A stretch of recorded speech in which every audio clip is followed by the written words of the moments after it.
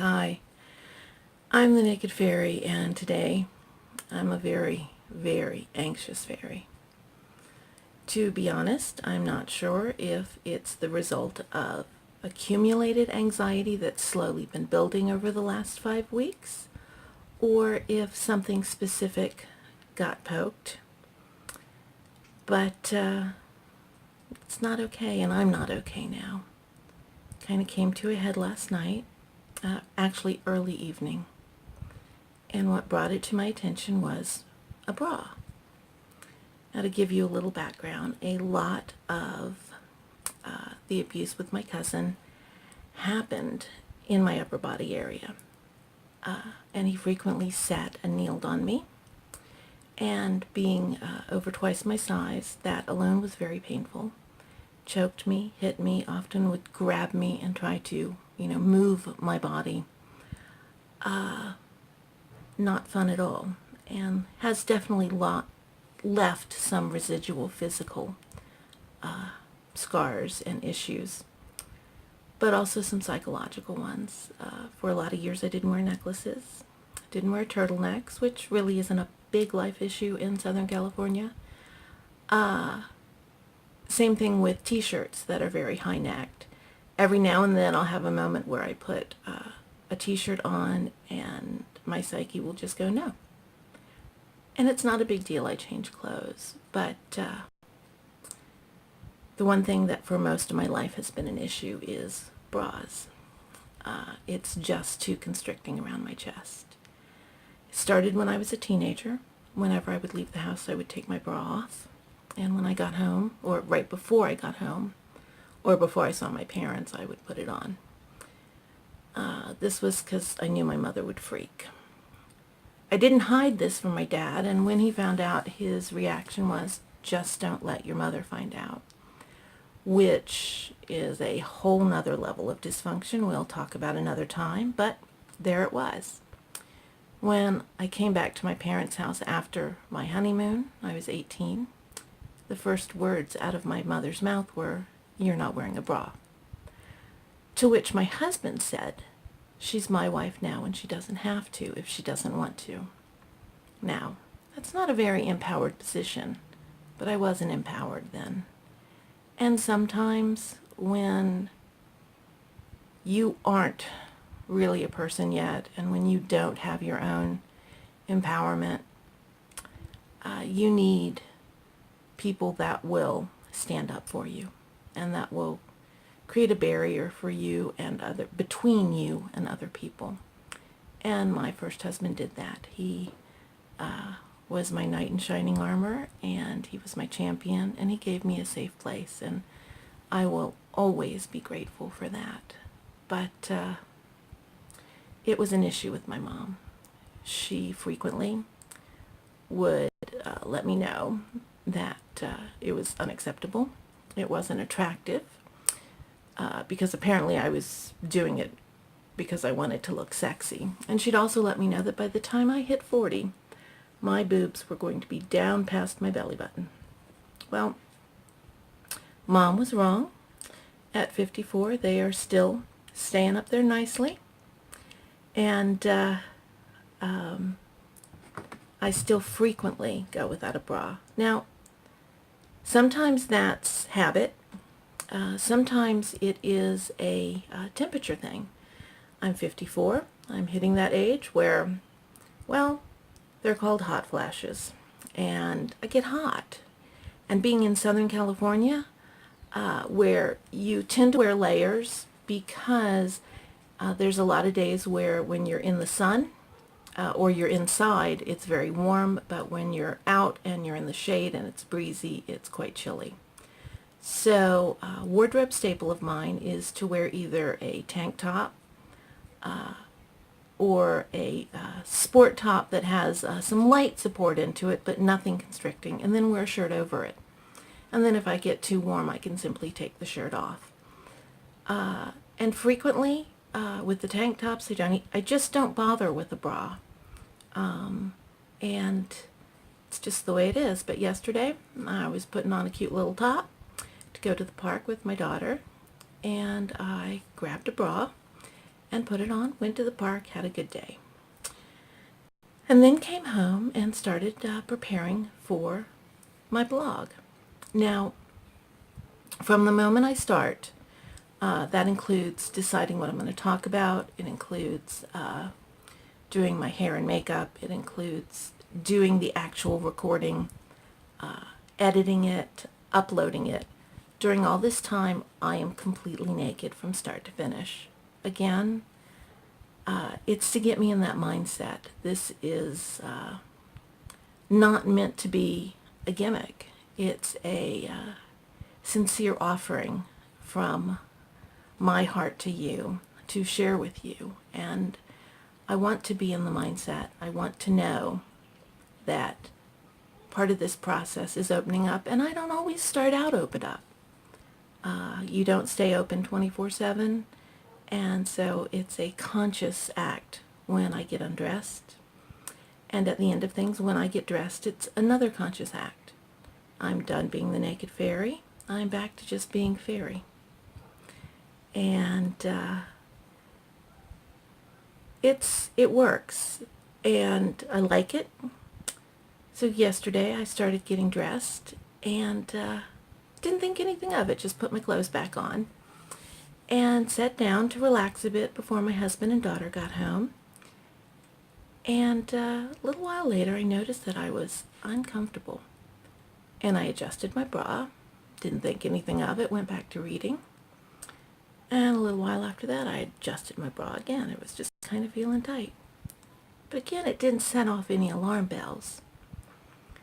But a bit later, I went into the kitchen, and all of a sudden the bra had to come off, right this minute off. And there in the kitchen, I reached inside my shirt and took it off. And those of you who have done this before know the methodology. But at that point, my anxiety had hit a high it hasn't been at in a while. Particularly for a non-specific reason, because I couldn't think of anything that had triggered it. I used a tried and true coping mechanism for my anxiety, and that's food. I used to have really serious problems with binge eating. Part of that is a control issue. If I'm putting something in my mouth, nobody else is. And sometimes when I have anxiety late at night, I want to eat, and usually a bowl of popcorn does it. But last night, wow. Now, I have to say, compared to years ago when I did serious binge eating, what happened last night was a drop in the bucket. But compared to the last several years where it hasn't been an issue, it felt like a real step back. And while intellectually I understand, and sometimes that happens and it's okay, I didn't like the way it felt. But we went with the fast food, with the large meal, and there were 6 cookies involved, which again, it wasn't a whole pack of Oreos, but it was definitely a step back into old habits for me, and a signal that something needed to be done. I spent a very anxious and awake night. My cats always helped. Cats seem to have a sixth sense about when you are in distress, whether it's physical or emotional. And I had a round robin of cats coming to sit on me and cuddle up to me and love me, and that helped. But it continued. Finally, about 10 this morning, I fell asleep for a few hours and had a nap. But wow, have not had a night that bad in a while. Particularly, again, not knowing what caused it. Usually when I'm triggered, I know what's going on. In December, coming up to the anniversary of when my cousin started abusing me, I always have trouble sleeping, and I know that, and I adjust and do what I need to do accordingly. But, you know, this was unspecified. I don't know what got triggered. Yesterday's video blog was actually kind of light, and as light as this subject matter can be. So again, I don't know what it was, and that makes me unhappy and adds a little to the anxiety. I have already left a message with a local therapist requesting to become a patient. It's been a number of years since I've had therapy, and even longer since I've had it for any length of time. But I think it's time again. If nothing else, well, this is a commitment I've made to do, and like I've said before, it's good for me to do this, and I hope it will help other people, and I want to keep doing it. And I don't want to let my fears and anxiety stop it. So it's time to get some help. I am fortunate enough to have insurance, and I simply went to my insurer's website and looked up covered providers in my area. I will have to figure out transportation since 4 of us share one car, and 4 days a week my husband and daughter are carpooling. She goes to school near his work, and then 1 day a week when she doesn't have school, he has the car. So I'm going to have to figure out either public transportation or some sort of a taxi service to get there every week. But even with the inconvenience, it's important. It's important to deal with this. I don't want to deal with it. Whatever it is, it's hit me hard. And that means it's something that's going to be painful. It's something that's going to create more stress as I dive in and figure out what it is before I start to figure out what I need to do, what tools I need to employ, what tools I need to develop.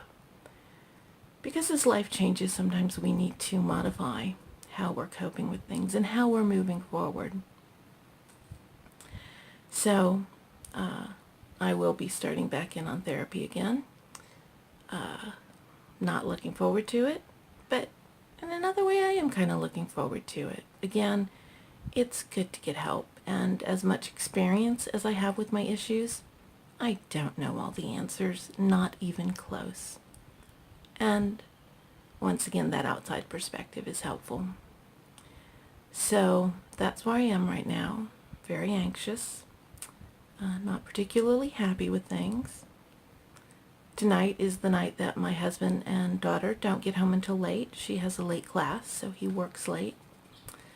So my other daughter and I typically make something that just we like for dinner. We have a casserole in the oven. It smells delicious.